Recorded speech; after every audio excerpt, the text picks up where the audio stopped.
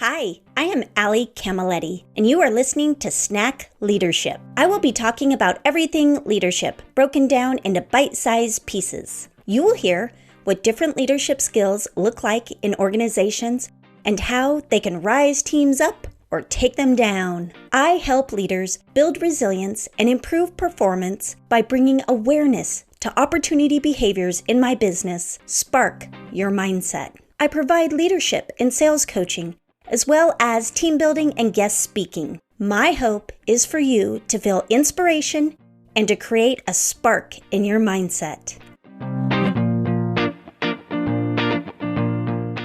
Today we are talking about sales methods. A sales method is a framework or set of principles that guides your sales process to close clients. Todd Laurence is an accomplished sales leader, strategic advisor to startups, adjunct professor, and philanthropist. In his current role as managing director of Thimble Peak Advisors, Todd helps early-stage entrepreneurs in all aspects of sales and go-to-market planning and execution.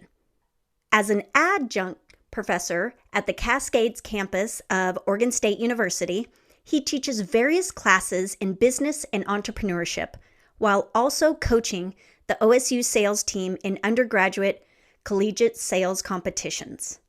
In addition, Todd manages a small family foundation dedicated to venture philanthropy, whose mission is to provide seed grants and mentoring to promising early-stage nonprofits.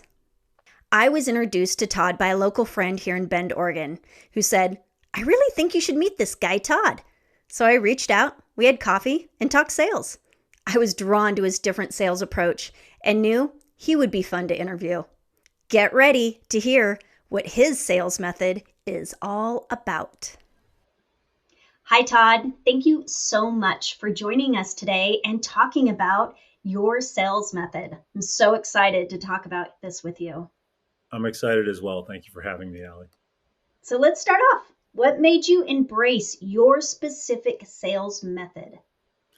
I should start by saying that I found sales relatively late in my career. So when I did start selling, um, I was competing, if you will, or my peers on my team were a lot younger than me.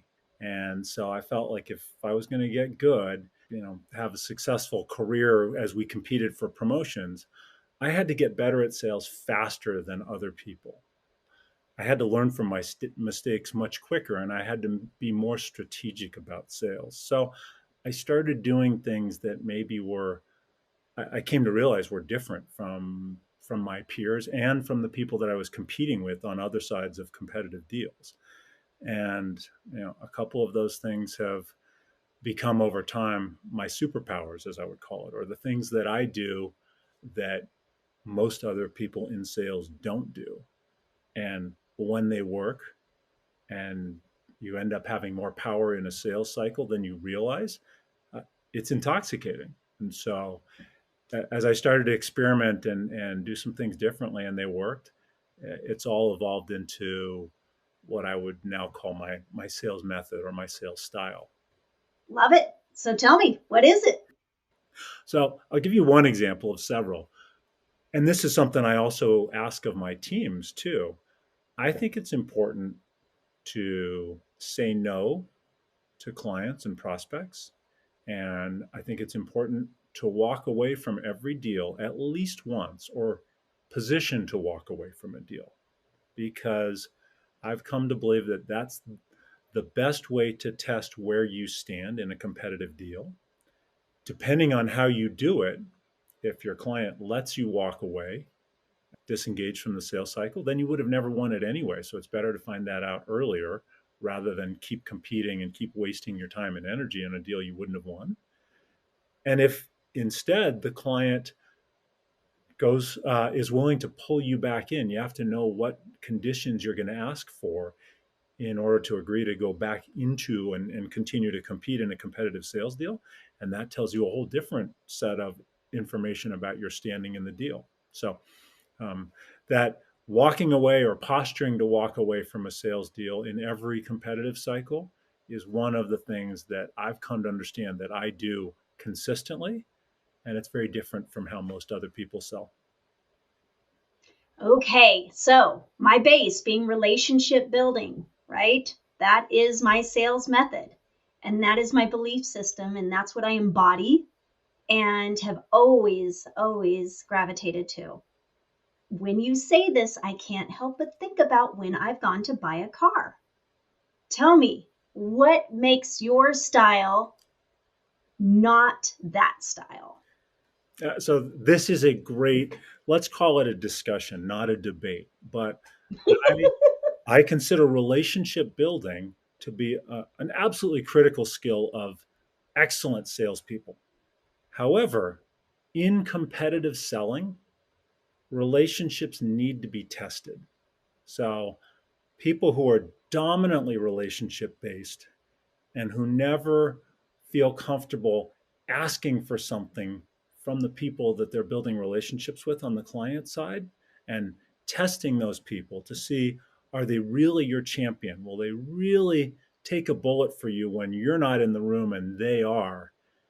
Those relationships need to be so strong that you can test them. So that's where someone who is dominantly relationship based, um, I think, can be beat by someone who knows how to build good relationships, but isn't afraid and, in fact, is very strategic about testing those relationships.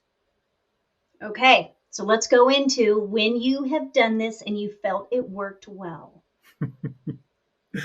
The first time I really tested it was coincidentally at the first big deal that I won when I was selling supply chain software, and it was a super competitive deal against some very large ERP companies. And um, candidly, we won a deal that we shouldn't have won, but the whole team did everything right. But we were behind in the deal initially. I found out this was for a big client, and this was the deal that kind of put me on the map from a future management perspective, right? When I won this deal as an individual contributor, and it was an 8-figure deal, right? It was a $16 million deal, and I can tell you every single step of the way. But um, early on in the deal, we found that the client was engaged in a pilot already with a competitor, with our main competitor. And when I found that out, I said, we're going to posture to step away and we're going to decline to fill out the RFP. And my messaging back to the customer was, look, since you're already engaged deeply with this other client, with this other company, you really owe it to yourselves and them to run that relationship to its end and to decide if they're the right partner for you. And if they are, then great. If they're not, then I'll give you my word that we will re-engage and I'll bring the A team, and you'll have our full attention as we compete for the business. But you need to finish this cycle you've already started, and frankly, that they'd given preference to a competitor with. And what I learned from that is that they actually weren't convinced that that competitor had what they needed, right? And they had to come clean with me and tell me that the reason they were asking us to engage is they had very specific areas of doubt. So they needed us in the deal. And I learned that by posturing to walk away and challenging them to, run their cycle with their existing vendor. I wouldn't have ever learned that we had as strong a standing in that deal as we did. And by the way, I walked away from that twice. There was another time later on in that same sales cycle when I found out that they didn't actually suspend the pilot that they promised me they would suspend. And that time, Oh, yeah, right. So I found out that they were lying to me. Imagine that, oh, customer a lies. trust issue. No. Yeah. So this time when I walked away again, I told my SVP, I said, Chuck, here's what's going to happen. I'm going to walk away and you're going to get the call from their highest executive, their CIO, and he's going to say, that guy, Todd Laurence, is way too difficult to do business with. We want him replaced. And I said, Chuck, you're going to have to listen to them and say, yes, I understand, we'll make sure that we stay engaged and everything like that. But Todd is my leader on this sales cycle and I'm not going to replace him. So sure enough, the behavior that I predicted would happen actually happened. And so because I had prepared my own executive with the play that I was running and how to respond to it, um, we did, and we ended up winning the deal. But when I realized this whole strategy of walking away, it was not just a matter of pride for us, but it was actually a sales strategy that got us information and increased our leverage in a competitive deal that we otherwise wouldn't have had. That's when I realized how powerful this technique is. And so now I Yeah. use it literally every single sales deal. And I insist that my sales reps that report to me also use it in a way that feels authentic to them, right? So you have to have your own authentic style, but still, this is a sales strategy. And if you don't do it, you're going to lose more deals than you should lose. You should actually disqualify out of those deals instead of running them all the way to the end and losing them. And that's how you do it. Is that an example? It's a great example. And I want to go to a psychology place of how people respond when they're told no. And is that what brings them back? But I'm not going to go there. We're going to keep going, and we're going to go to when you have witnessed that it didn't really benefit you. And this is always a hard one because I feel like you're similar to me in that those are always learning opportunities. But can you think of an example of when you really just felt that it didn't really work in that sales dynamic? So yeah, the kind of the conditions for it not working is either you back out of a deal that you could have won, or you stay in a deal that you weren't going to win anyway.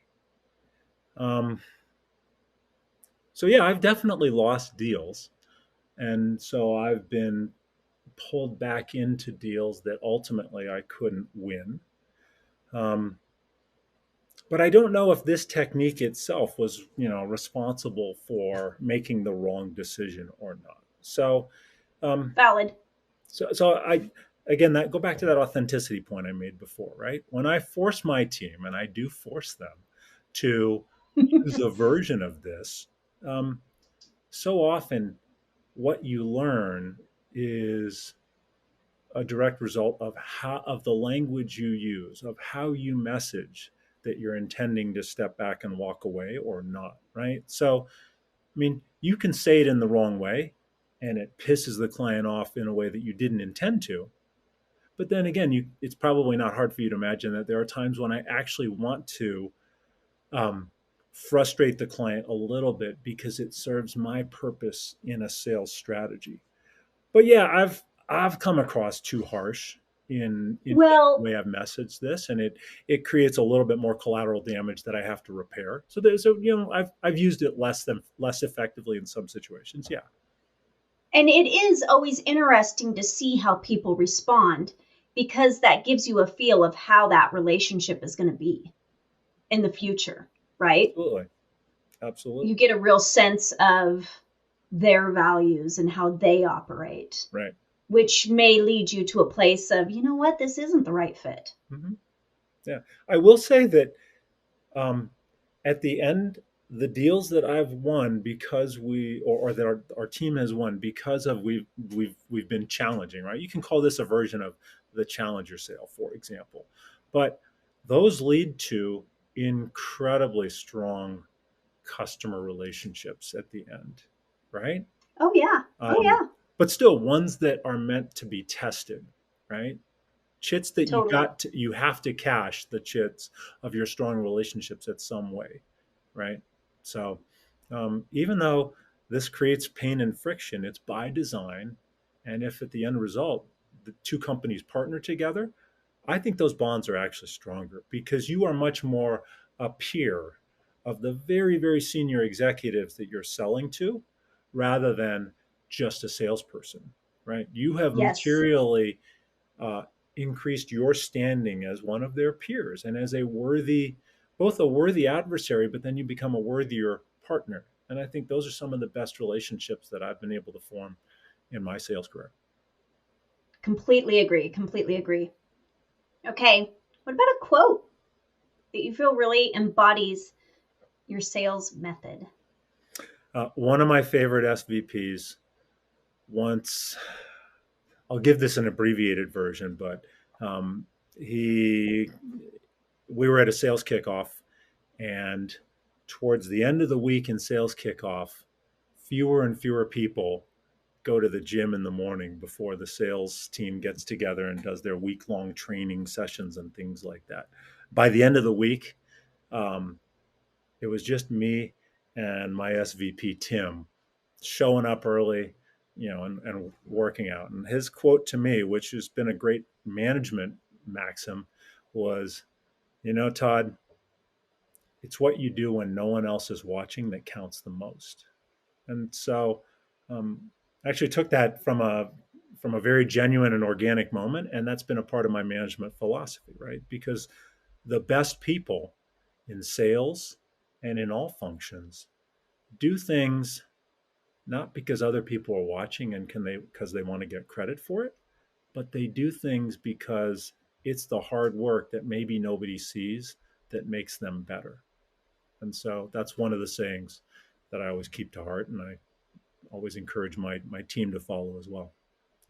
Yeah, and I would say it's that level of almost integrity, in a sense, whatever that looks like when you talk about when no one's watching. Mm-hmm. Yeah. So what is your favorite snack?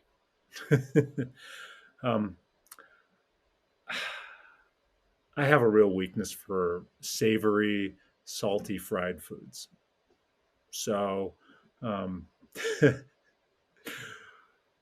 anything salty, great, like salt and vinegar potato chips, that's one of my go-tos. But I will say, just recently, I found a restaurant in Philomath, Oregon, that they brag about being 100% gluten-free and a barbecue joint.